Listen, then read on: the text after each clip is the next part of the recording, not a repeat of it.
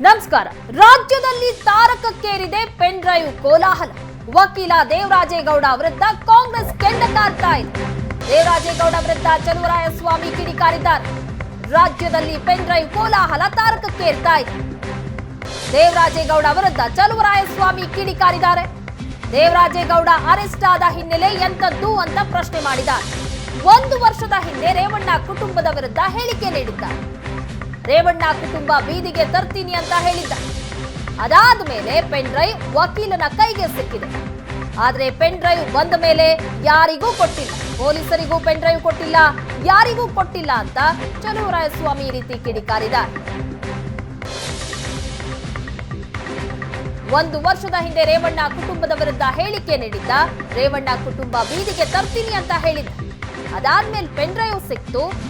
ಆದ್ರೆ pen drive ಅನ್ನ ಯಾರಿಗೂ ಕೊಟ್ಟಿಲ್ಲ ಅಂತ ಚಲುವರಾಯಸ್ವಾಮಿ ಈ ರೀತಿ ಕಿಡಿಕಾರಿದ್ದಾರೆ ದೇವರಾಜೇಗೌಡ ವಿರುದ್ಧ. ಈಗ 1 ವರ್ಷದಿಂದ ಇದೇ ದೇವರಾಜ ರೇವಣ್ಣ ಅವ್ರ ಕುಟುಂಬನ ನಾನು ಡ್ಯಾಮೇಜ್ ಮಾಡಬೇಕು, ಬೀದಿಗೆ ತರಬೇಕು, ಅವ್ರ ವಿರುದ್ಧನೇ ಹೋರಾಟ ಮಾಡ್ತೀನಿ ಅಂತ 4-5 ಬಾರಿ ಸ್ಟೇಟ್ಮೆಂಟ್ ಮಾಡಿದ್ದಾನೆ. ಅದಾದ ಮೇಲೆ ಅವರೇ ಹೇಳಿದ್ದಾರೆ ಈ ಪೆನ್ ಡ್ರೈವ್ ನನ್ನ ಹತ್ರ ಬಂತು ಅಂತ. ಅಲ್ವೇನ್ರಪ್ಪ? ಪೆನ್ ಡ್ರೈವ್ ಬಂದಂತ ಒಬ್ಬ ವಕೀಲರು ಬೇರೆ ಅಂತ ಹೇಳ್ಕೊತಾರೆ ಅವರು. ಪೆನ್ ಡ್ರೈವ್ನ ಬಂದ ಮೇಲೆ ಇಟ್ಕೊಂಡು ಕೋರ್ಟ್ಗೂ ಸಬ್ಮಿಟ್ ಮಾಡಿಲ್ಲ ಅಥವಾ ಲೀಗಲ್ ಆಗು ಪೊಲೀಸ್ಗೂ ಸಬ್ಮಿಟ್ ಮಾಡಿಲ್ಲ. ಪೆನ್ ಡ್ರೈವ್ನ ಇಟ್ಕೊಂಡಿರ್ತಕ್ಕಂಥದ್ದು 1 ವರ್ಷ. ಎಷ್ಟರ ಮಟ್ಟಿಗೆ ಅವನ್ನ ಸರಿ ಅಂತೀರಾ ನೀವು? ಮತ್ತೆ ಅದಾದ ಮೇಲೆ ಸಂತ್ರಸ್ತೆ ಬಗ್ಗೆ ನೇರವಾಗಿ ಮಾತಾಡ್ತಾನೆ. ನನಗೆ ಯಾರೋ ಒಬ್ರು 1 ಸೆಕೆಂಡ್ ಕೊಟ್ಟರೆ ನಾನು ಡ್ರಾಪ್ ಮಾಡಪ್ಪ, ಆಫ್ ಮಾಡಪ್ಪ ಅಂತಂದು ಅದನ್ನ ಕೇಳುವೆ.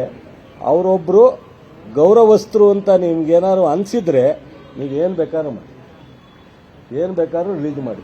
ದೇವರಾಜೇಗೌಡನ್ನ ಆ ವಿಡಿಯೋ ನೋಡಿದ ಮೇಲೂ ಅವನ ಹತ್ರ ಹೋಗಿ ನೀವು ಲೋಗೋ ಹಿಡಿಯೋದು, ಅವನ್ನ ಏನು ಸ್ಟೇಟ್ಮೆಂಟ್ ಅಂತ ಕೇಳೋದು, ಇದನ್ನೆಲ್ಲ ಬಹುಶಃ ಈ ಸಮಾಜಕ್ಕೆ ಒಂದು ಗೌರವ ತರುವಂತ ವಿಚಾರ ಅಲ್ಲ.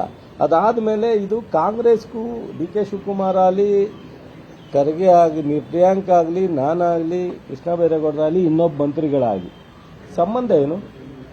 ಬೈ ಚಾನ್ಸ್ ನಿಮಗೆ ಒಂದು ಅಜ್ಯೂಮ್ ಮಾಡ್ಕೊಳ್ಳಿ, ಇದನ್ನೇನಾದ್ರು ಪೊಲಿಟಿಕಲ್ ಲಾಭ ತಗೋಬೇಕು ಅಥವಾ ರೇವಣ್ಣನ ಕುಟುಂಬ ಮೇಲೆ ನಮಗೆ ದ್ವೇಷ ಇರಬೇಕು ಅನ್ನಂಗಿದ್ರೆ ಒಂದು 15 ದಿವಸ ಮುಂಚಿತವಾಗಿಯೇ ಪೊಲಿಟಿಕಲಿ ಇದನ್ನ ರಿಲೀಸ್ ಮಾಡಿ ದೊಡ್ಡದಾಗಿ ಏನೋ ಪೊಲಿಟಿಕಲಿ ನಾವು ಅನುಕೂಲ ತಗೋವಂಥ ಪ್ರಯತ್ನ ಯಾರಾದರೂ ಮಾಡ್ತಿದ್ರೇನು?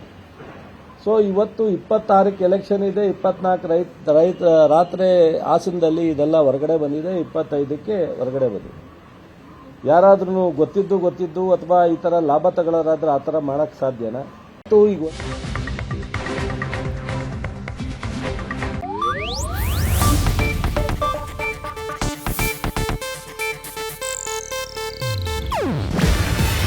ಇದು ಏಷ್ಯಾನೆಟ್ ನ್ಯೂಸ್ ನೆಟ್ವರ್ಕ್ ಪ್ರಸ್ತುತಿ.